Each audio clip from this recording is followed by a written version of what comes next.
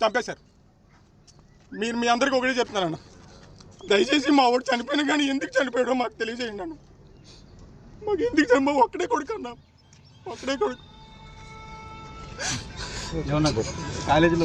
College కాదే అన్న, మాకు తెలిసింది ఏంటంటే నిన్న మొన్న పండగ ముందు కొట్టారని.